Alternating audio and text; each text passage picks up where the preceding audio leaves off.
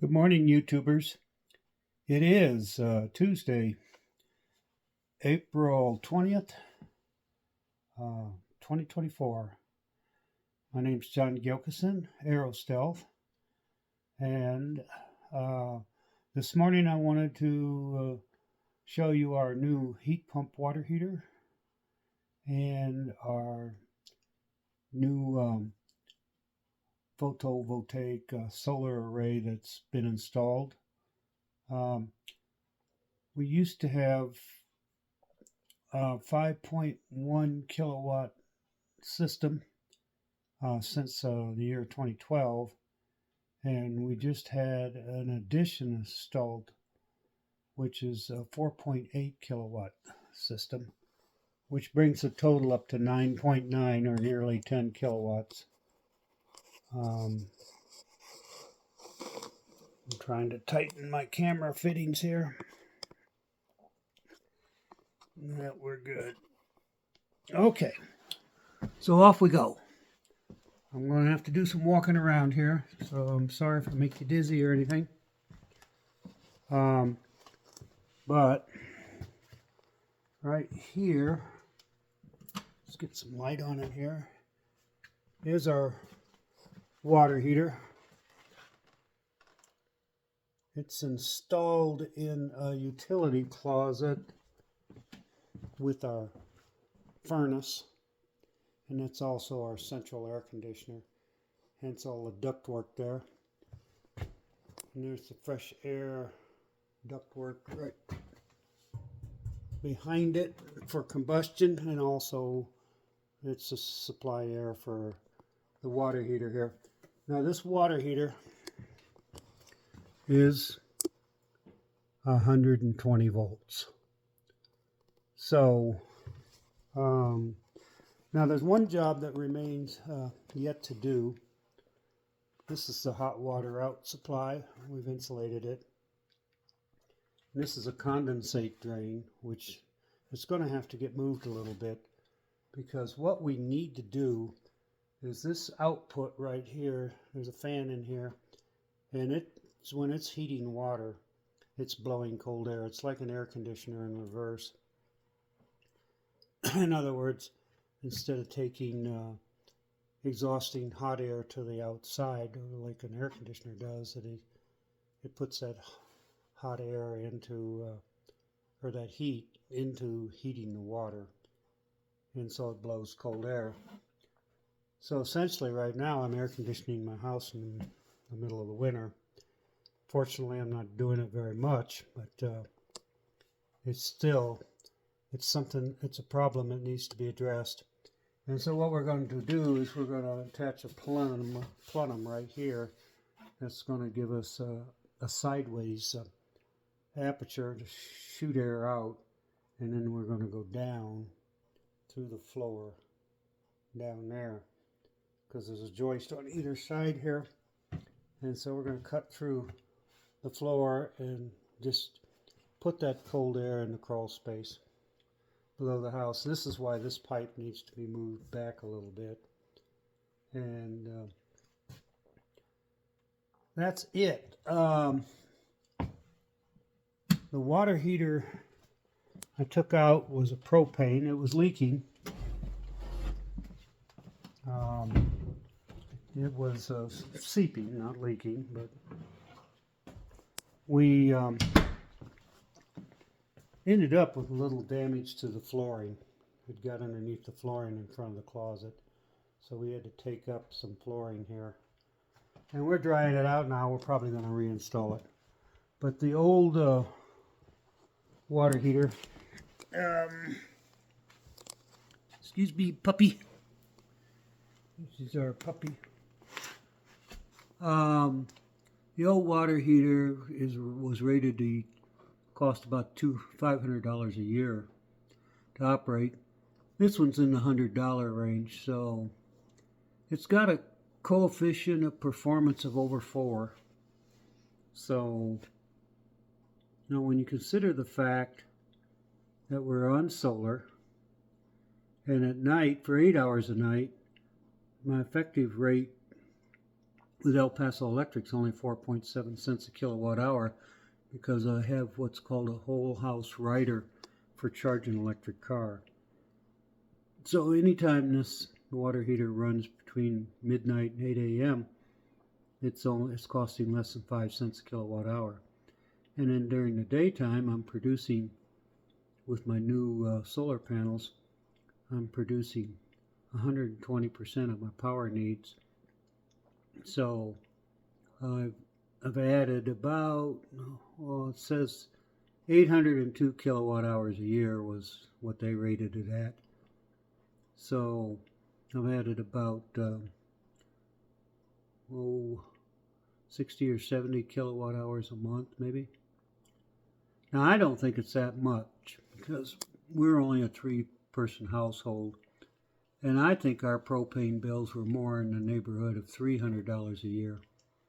And consequently, I think this water heater is only going to end up costing us about maybe $80 a year to operate.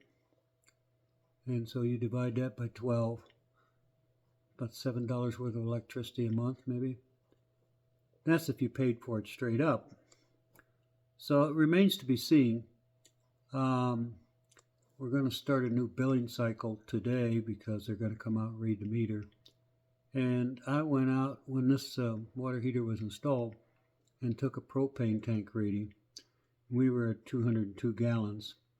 So in 100 days from then, which was going to be May 19th, I'm going to do another propane tank reading and see how much propane I used in 100 days to just run the clothes dryer, which is the only propane appliance we have left, other than a stove on the front porch, which we rarely use. It's for canning, basically. So there you have it. I haven't figured out the particulars of what this heat pump water heater is going to cost us to run, but my best estimates are that I'm going to end up, after next year's tax season with the rebates, the federal tax rebates and so forth, for both the installation and the cost of the appliance. I think my payback, my ROI, or my return on investment, is going to be in the neighborhood of 3 years, and I'm probably saving over $250 a year on heating water. So there you have it. If you're in need of a new water heater, I'd look into it. One of the problems you're going to run into, which I worried about and it came true, was that you don't ever really want to replace a water heater until something goes wrong with your old water heater. At least most of us don't. And so consequently, when we went and bought this one, it took them over a week to ship it to us. So we had to deal with a slightly leaky water heater for a week to 10 days until it came in and we could get it installed. So that's a consideration.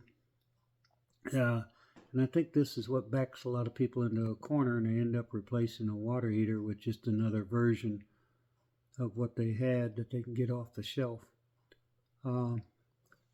So let's go look at the solar panels, okay? Yeah, we're going to have to do some walking around outdoors.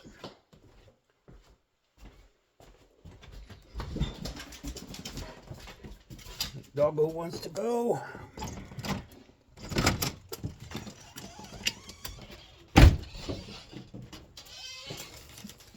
Here we are. They're installed on this garage out here. I'm going to have to walk out here to the west of the garage to show you the panels on the west side. But you can just see them up there.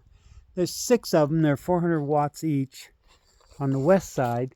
And this garage faces north and south. So my idea was to see if we could pick up more evening sun and more morning sun with a new solar panel installation. So here we are coming around to the north side of the garage. And you can see how the roof is.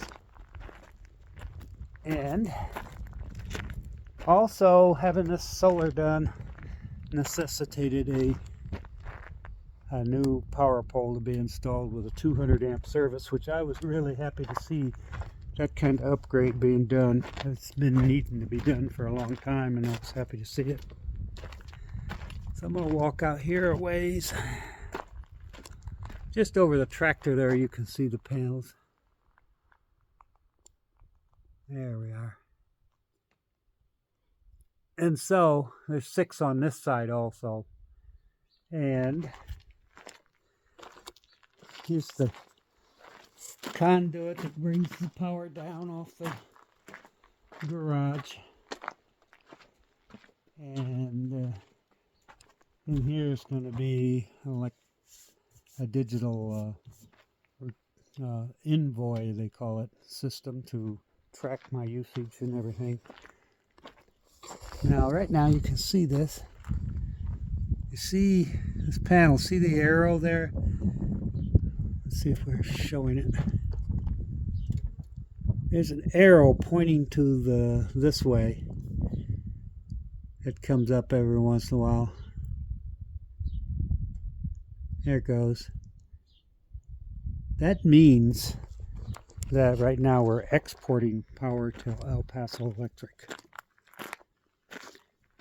So whatever the house is consuming is far less than we're producing. So consequently, because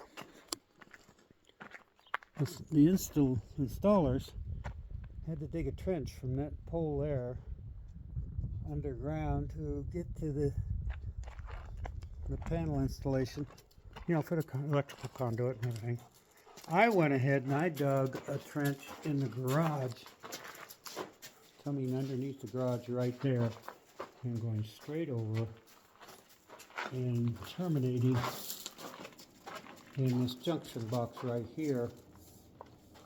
And I put a pulling cord in it so we can pull wire, and there's installed a 60 amp breaker in that service panel out there. So in the fall, if we get a new electric car, I want to pull a number 6 wire and a neutral and a ground over to this junction box from that 60 amp breaker. And I'm going to do a direct wire, and we're going to dig a small foundation down here, right where my feet are, and put in a pad, and I'm going to put in a pedestal, and I'm going to put in a 48 amp EVSE. That's direct wire for charging a new electric car. And that's because I'm looking at an Ioniq 5, and if it's parked here, it has its charging port on the rear passenger side of the car, so it'll be right there. And if I had an electric car over here where this truck is, I'd have enough cordage to reach to the front. Let's say right here. Now I already have an EVSE in here for our Chevrolet Bolt, but this is only 32 amps and it's on a 40 amp circuit, which, don't get me wrong, that would be adequate to even charge an Ioniq. But the new EVSE will have more power, 30% more power, and it'll also be programmable so I can set the amperage. So that's one of the things I'm looking at right now, is to start charging my car in the daytime more. Now I have this EVSE that came with the Chevrolet Bolt, and it also runs on 240 volts. Here's an adapter, and when I do that, I can charge the car at 2.88 kilowatts. And if I'm going to start charging the car between 9 a.m. and 3 p.m. And I'll be able to pick up about 60 miles of range per day charging on basically pure solar power. As long as that arrow I showed you on that meter out there is still exporting, which it should be. See how it's pointing to the left? As long as it's still doing that while I'm charging the car, I'm charging the car off pure solar. Now, a couple other things we've been up to. There's a panel here on this trailer. We had a wind take it off, and it was torn right here. And you can see pop rivets there, where we put a metal panel behind it, pop riveted it in place, and then reinstalled the panel. It is in bad shape, but it's way ahead of nothing. And then we had to fabricate a panel. This panel right here, which ends right here behind this other panel. We had to fabricate one of those, and we had to buy a new fender skirt right here to fix all that up. That was because of a blowout. We had a blowout on this tire here, and it did some damage. I got all new tires on this trailer now, so we're planning a trip to East Texas in April to observe the total eclipse of the sun. And we need to get this trailer in shape to go. Now, I have one other thing here. We've replaced the couch in the trailer. The old couch was heavy, it was in bad shape, it had metal in it, folded out into a bed, and it was a blow-up bed. The thing was kind of ridiculous. And this is much lighter, it's a futon bed, and it will fold out. It's even got some nice cup holders. And so, this is one more addition we've made to this trailer. And I'm working on the furnace too. I'm getting ready to pull this furnace out of this from underneath the refrigerator. The central furnace isn't working, and I got a guy that's going to look at it to fix it up, but I told him I would take it out for him.